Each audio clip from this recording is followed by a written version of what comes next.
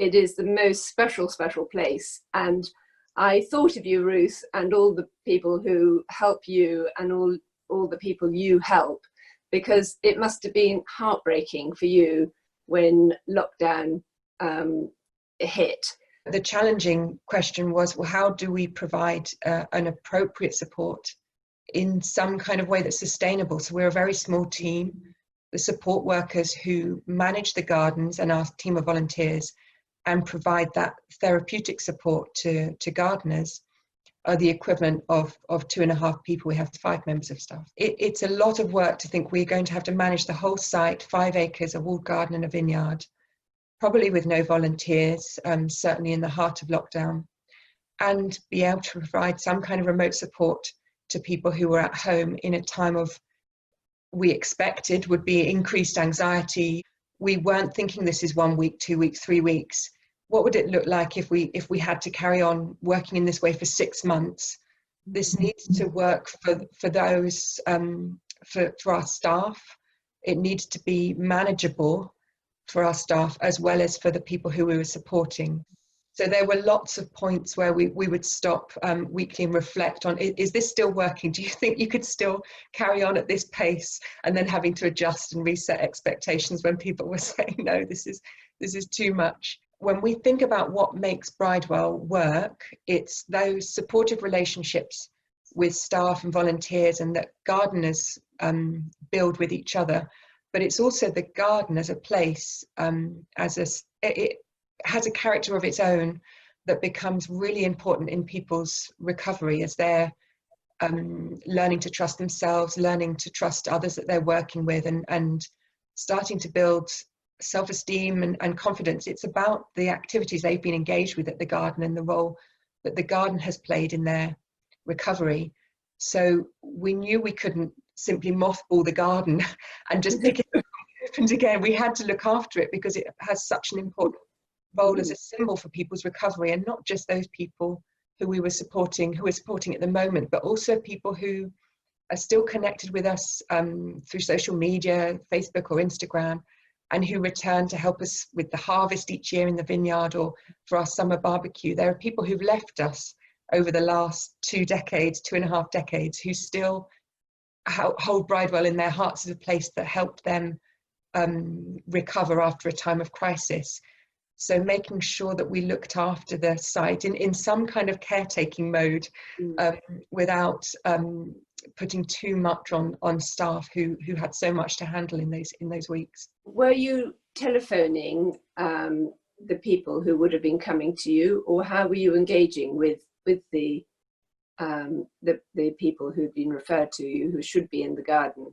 Our initial response was telephone support. So on a Wednesday, if that was normally your day at the gardens, you'd get a phone call from a member of staff to check in. That was our first response. So we had to think about how those support calls focused on what Bridewell does well. It's one of the support workers shared experiences of having arrived at the gardens one morning, walked around a perfect spring day, and using that walk around the gardens in their conversations and talking that person through the things that they'd seen at the gardens, the changes they'd seen, reflecting on a corner of the garden that person had helped plant out or remove weeds back in the autumn, and thinking about the changes that they'd seen. We knew we would need to keep in contact with some people by post as well, posting seeds and postcards or newsletters. And we found that people really enjoyed that, actually coming together as a community and sharing their own experiences. We would send weekly or fortnightly newsletters to share experiences from our volunteers and gardeners, and we had really good responses from that. And the grant from the Resilience Fund, did that go to help with all of that sort of adapting to deal with COVID? In a normal year, we raise about half of our core costs through fundraising activities.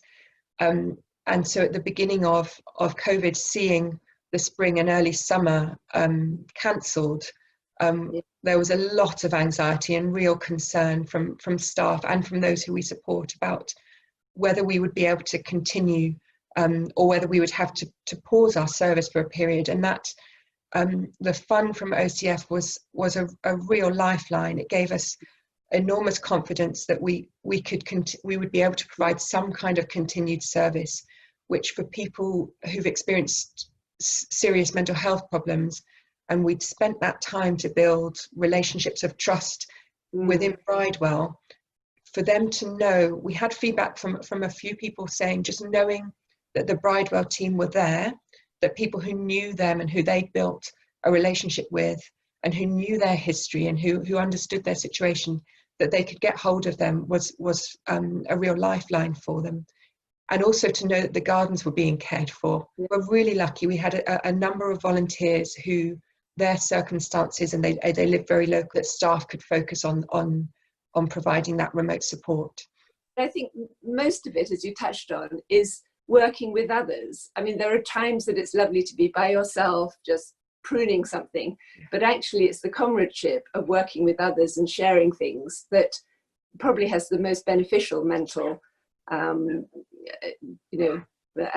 of effect on your mental well-being. Well, I'm here as a volunteer if you need it. You're right, what you said there, Amanda, about gardening having its highs and lows. All of our gardeners we had some wonderful support back from the people who we are supporting, reassuring staff, thanking them for doing a good job, reassuring them that the garden would bounce back. And as you say, it's that working as a group in the community together, supporting each other around gardening as a medium that really has its impact.